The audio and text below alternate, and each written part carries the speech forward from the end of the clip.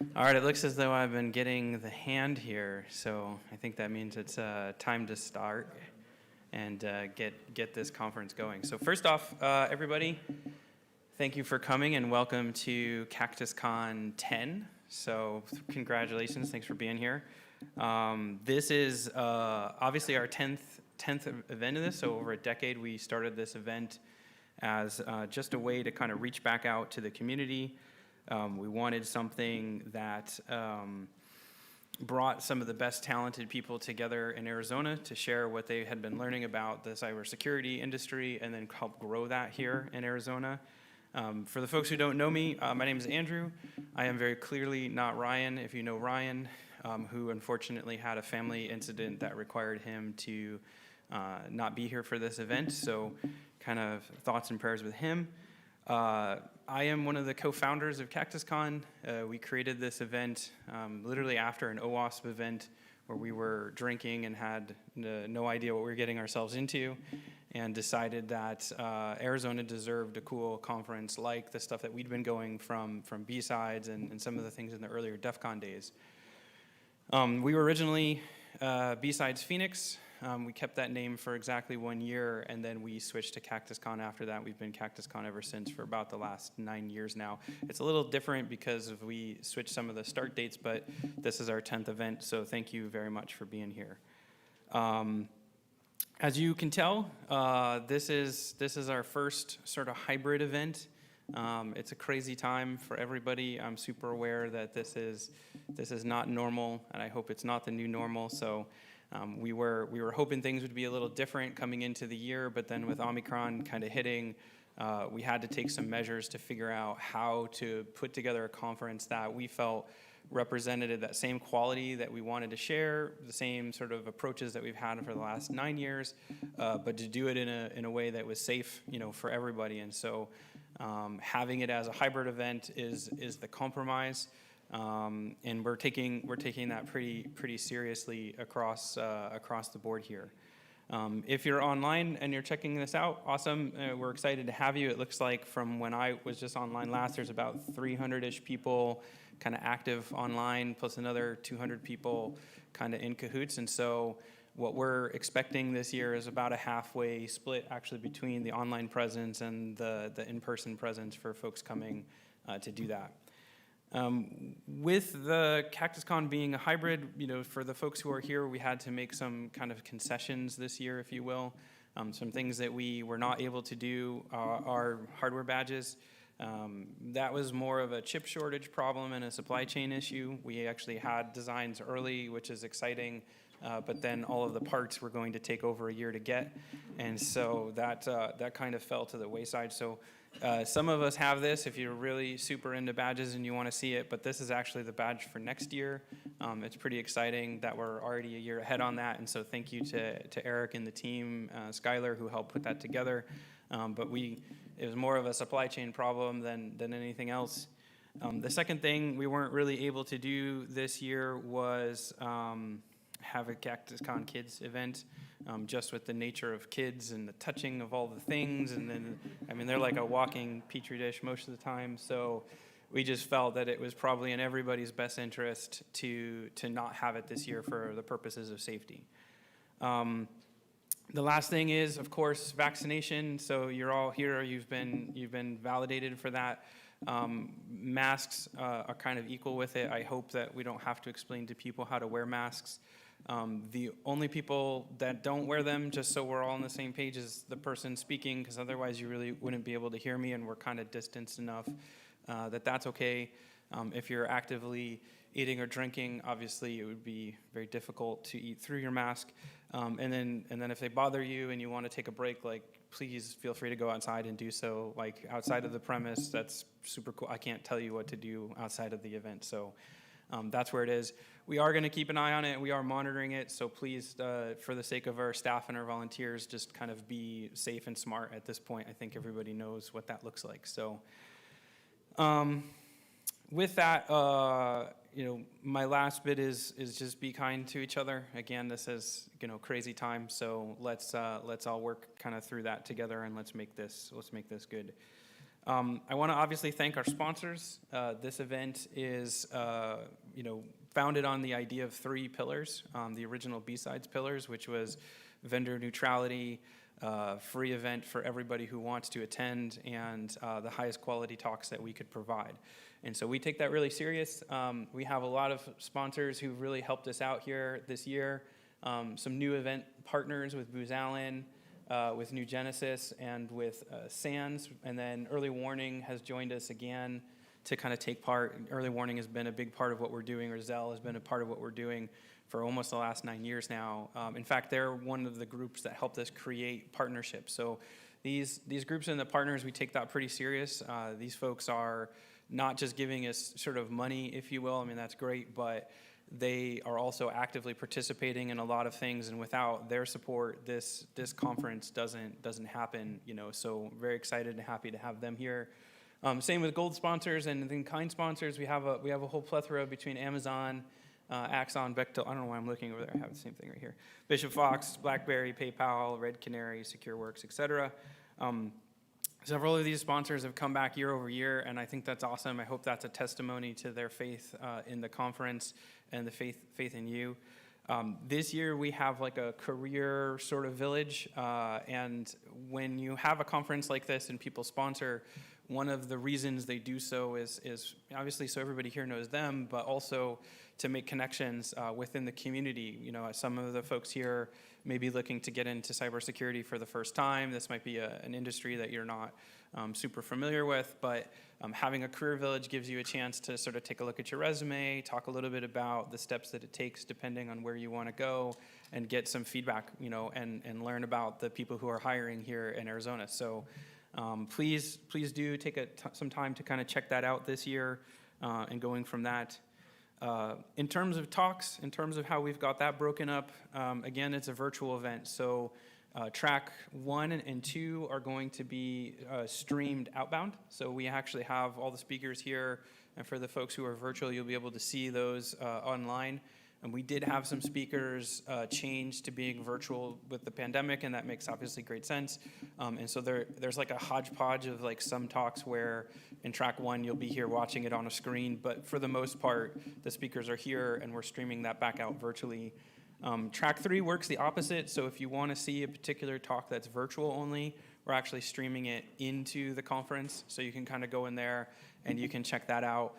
For several of the talks, we're going to have a Q&A afterwards, so if you have questions, please, we encourage audience participation, and I know there's people who are presenting love questions. That's why they're here, to kind of share, what they know, and then help you all with that. So I think that kind of manages the talks and things of that sort. Before we switch to the digital piece, is there any questions about that? The layout is basically the same as the last few years. We have a capture the flag going on in sort of our little annex building. There's one kind of across the parking lot if you've not been over there. If you're here to see the DC 480 talks, I believe those are also in the same room. And they are not recorded. You can't see them virtually. You can not see them again ever unless you go to that talk for that time and go see it. Otherwise, you're out of luck. So those are like more sensitive kind of private talks. If you want to check those out, we are running them only today, right? It's today. Yep. So only today if you're checking that out. We have Capture the Flag. I believe it's both virtual and in person. Barrett is here in the other room running that. It's a super awesome Capture the Flag. He ran the DEF CON red teaming CTF last year and is very active in that community. So if you're interested in that, I'm assuming you're probably already over there trying to get ready. But if not, I think it starts at 10 o'clock if my memory is correct. Is it right? Yeah, we'll go with shrug. That sounds good. So those are the events. We have a bunch of new villages this year as well. So while we don't have heatsink here for obvious reasons, we have a lockpick village, and then we have a ham radio village. So if you're interested in radio stuff, that is also here for the first time, and we're excited for that. So you get to kind of learn a little bit more about that space. If that's a piece of technology that you're interested in, that's going on. So. And then last but not least, I will just say we have a series of community sponsors. So every year we have corporate sponsors, both at partnership level and sponsor level, but then we optionally, if you are interested in it, give people the chance to donate to keep this thing going. This year we raised a little bit over $5,000 just from the community to kind of help keep the conference moving forward. All of the money where nonprofit comes in is spent on this event or in preparation of next year's event. Nobody's on salary, nobody gets paid, there's no nefarious dealings of funds. In fact, if you're here at the closing ceremony, we will review and just kind of look at how that worked out and where the money went and how we kind of have that going. So speaking of closing events, we do actually have some in-person items that we want to raffle. I believe an OSCP certification training from SANS is one of them. If you want to take part and earn some of those in-person things, you actually have to be at the closing ceremony. We're going to give people tickets as they come in. We're going to have a raffle, and we're just going to give stuff away at that point. So that's the deal for the in-person. If you're online, there's the giveaways as well, and I'll invite Alex up here to talk a little bit about the online presence. Alex is the guy who made everything work with Discord. If you're on the community Discord, Alex is the grand creator of all, and so I think welcome Alex up.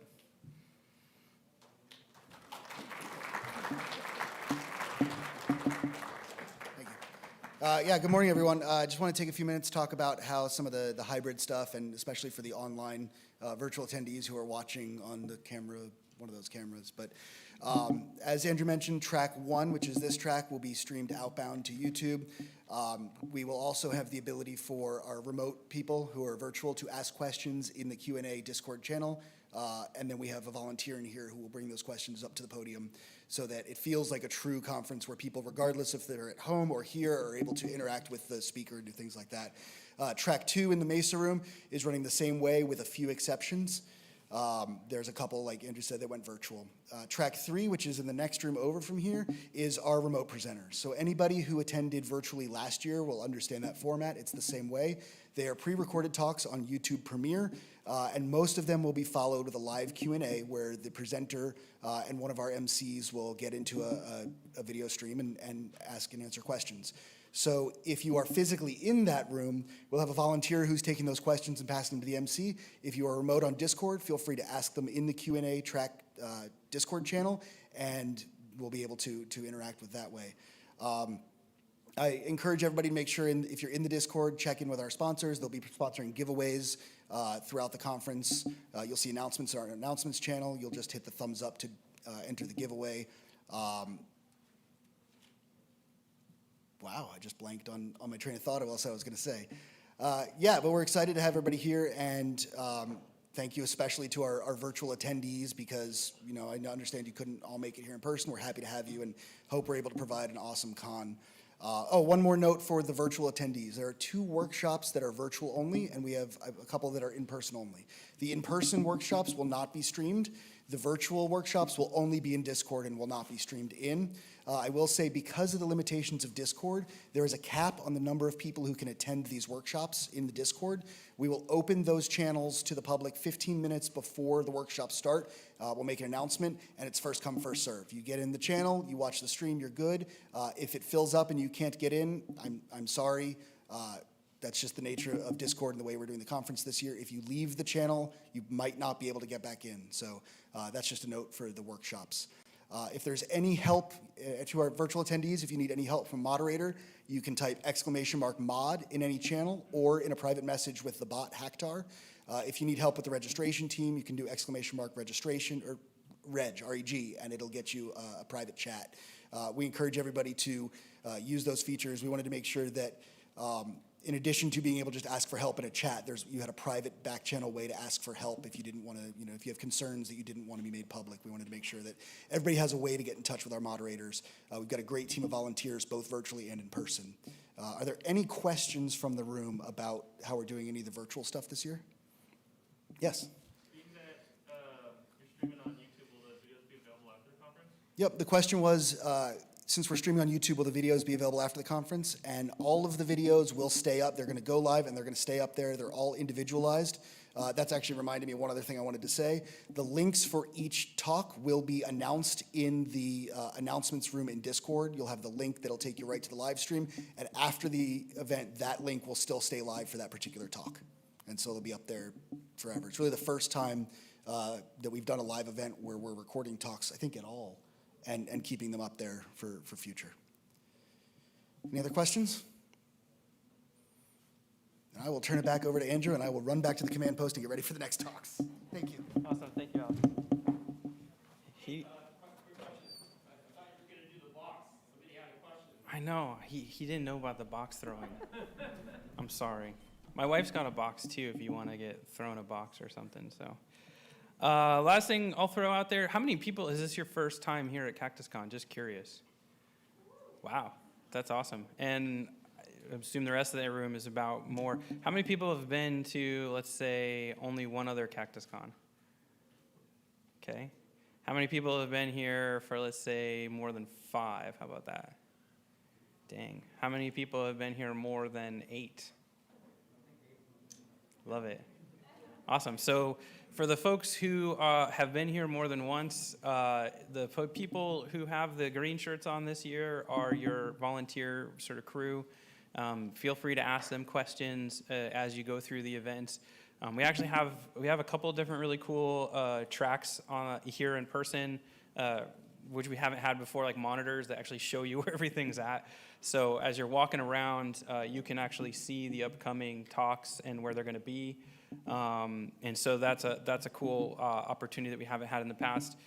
If you have any other questions, concerns, problems, please work with the volunteers, and they will help you manage that from there. So with that, I feel like that's kind of the rough sum of CactusCon 10, and unless you guys have questions, I guess welcome to CactusCon, and we're excited to have you.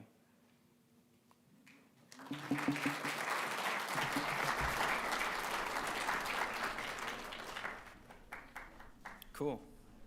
All right. Well, we will see you at the next talk, which starts in this room at 10 o'clock then.